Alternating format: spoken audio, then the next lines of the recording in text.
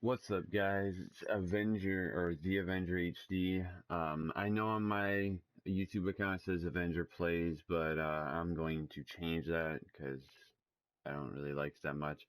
Or, I mean, it's up to you. Do you guys think I should leave it Avenger Plays, or it's all up to you? So, we are going to be playing a game called Firewatch. One of my friends recommended it to me, and so I bought it and it's like a mystery kind of a horror game, kind of. I mean, uh, I'm not really sure about it, but I guess let's start it. I really don't know. Oh, new game, new game. I guess that. Yeah.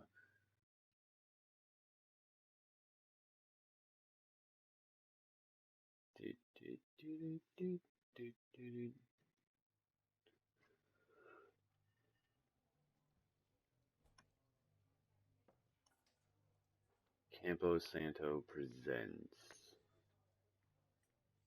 Incorporation. Or Cooperation, sorry. I looked at that wrong.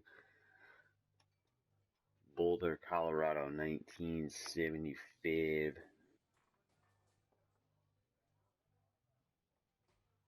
UC Julia.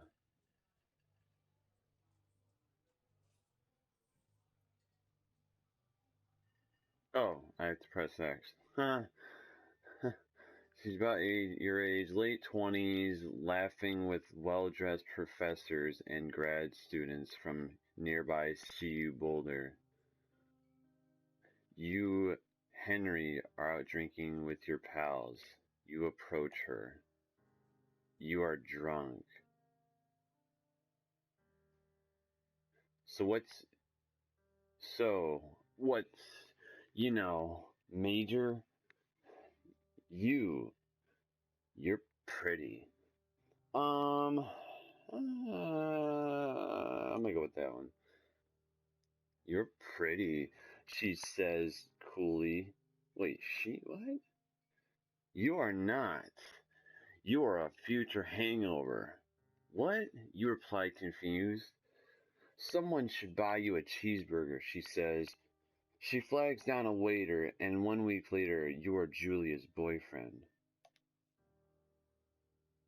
Nice.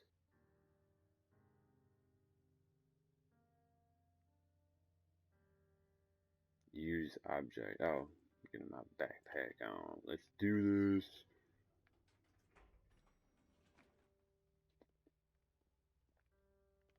Nice. Oh, that's sprint. Alright. Yeah, but my stuff in the back. Yeah. You date for over a year. She drives you absolutely nuts. It's great. You move in. You share an apartment near the school with a view of the mountains. You too drink beers out on the deck. You drink beer just about anywhere. Life is good. Julia wants to get a dog. How nice is that? Nice. Alright. There's a scruffy, undersized beagle. Julia is in love. She wants to bring it with her to class. There's also an intimidating, but gentle-eyed German shepherd. Nothing bad could happen to Julia while walking this dog. It's badass. You pick up the beagle and she names him Bucket. You adopt the shepherd and name him Mayhem. I'm gonna go with the shepherd. Mayhem's an excellent dog. He loves wrestling with you in the park and goes with Julia on her runs. Even though he's too big to bring to school, Julia loves him all the same. Mayhem is a friend, child, and pet all rolled into one.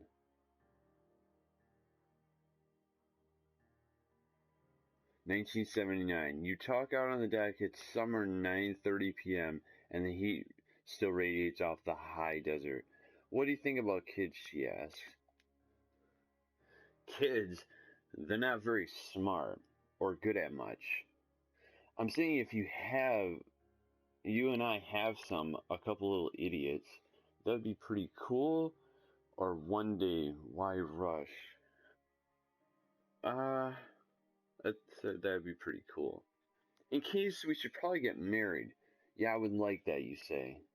These kids are going to be screwed up enough. It's probably for the best that their parents aren't hitched. Or are hitched, sorry. Oh, I didn't read that last little thing. Alright, so we are thoroughfare trail ahead. Trailhead.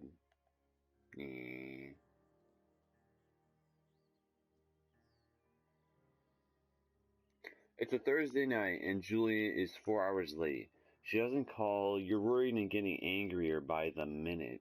She walks in after you've gone to bed. It's 1980. Probably should have said that first. She's not quite drunk, but she's clearly having a fun time. You fight when she gets between the sheets. You get mad, you ignore her.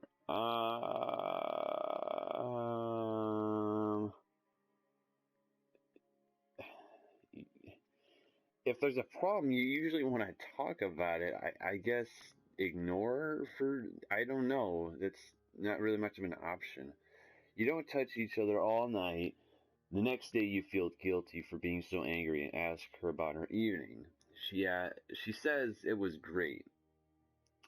You hold on to a tiny pill of resentment. You make some coffee and go to work. 1981. Julia still likes to draw. She draws plans from her research. She draws all the places you go. She draws you.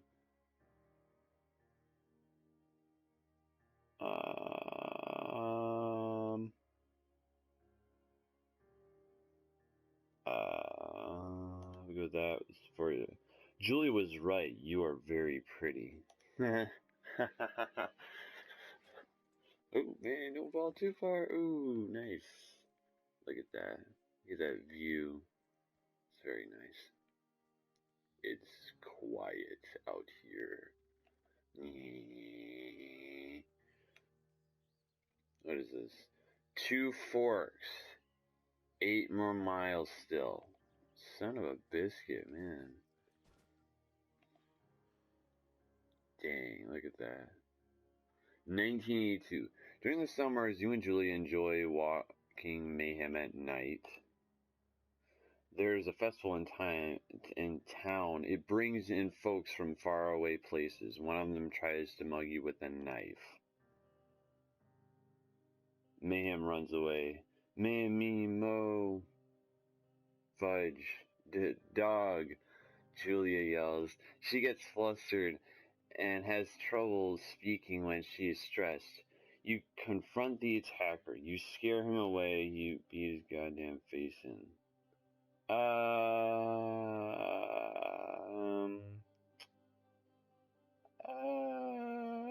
gonna go scare him away.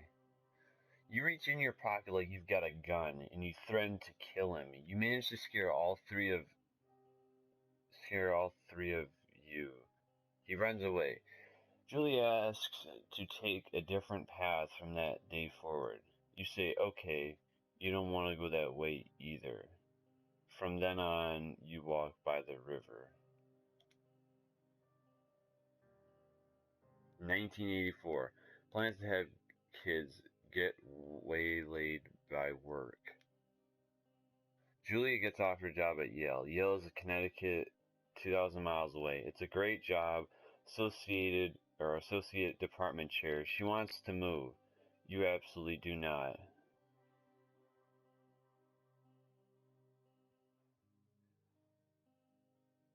Okay, commute.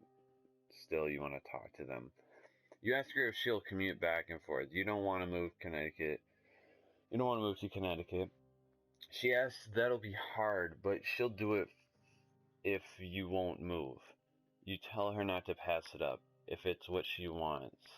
She agrees. She flies to Boulder 3 times each semester. Okay. Julia, 1985. Julia is sent home from Yale and paid leave, having an episode. She lost it to a colleague for borrowing books that were important to her research. She didn't remember she had happily loaned them to him just 2 days prior. She was found crying in the stairwell. You say maybe you guys should talk to someone about it. You make macaroni and drink wine and forget about it. You talk to somebody about it. After seeing multiple doctors and having many tests, they were worried that Julia might be suffering from an early onset dementia. She is 41. You both decide to keep it a secret for now. Frickin', I can't choose anything else. Nah. I might have to edit that out. Just saying, guys. Mayhem is getting older. He's got silver hair down to his back and slows down at night. You and Julia walk him to the bar to see your friends, and it feels like nothing has changed.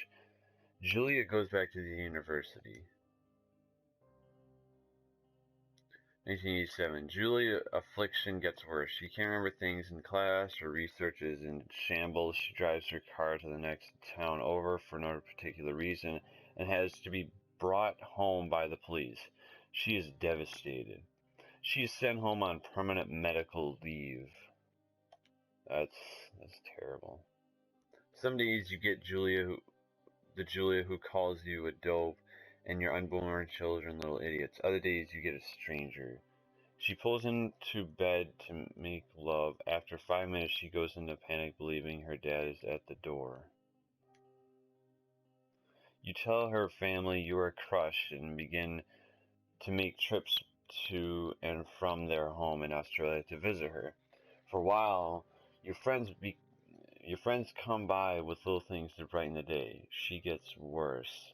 Oh my god.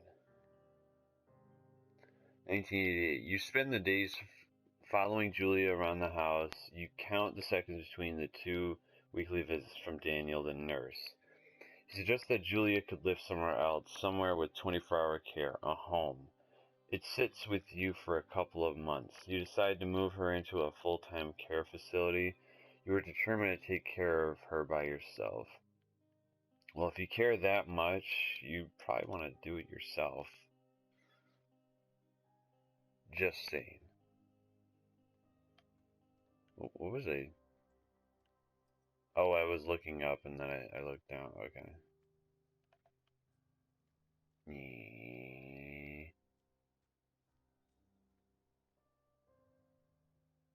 Careful, you don't want to fall.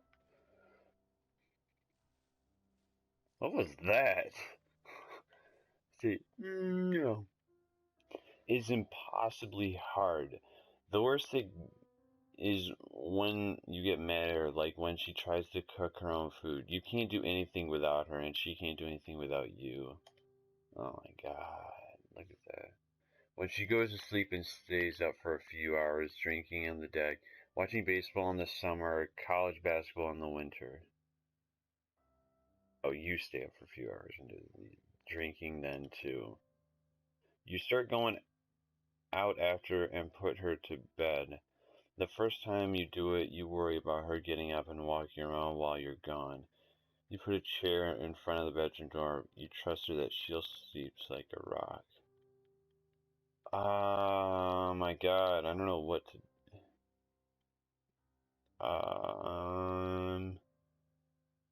I don't know that. These aren't really good options. You got the same bar at the boring end of Pearl Street. It's nice there. Over time, you tell Sheila, the bartender, everything. It's a huge weight off. You're home in bed by 1 a.m. and a couple of nights a week. You look forward to those nights. Dang. 1989. One night you are stopped at a DUI checkpoint. You blow a .10, are taken to jail for the night. You consider trying to hide it, but you tell your sister-in-law, Susan. Julia's parents take the next plane from Australia. They can't believe you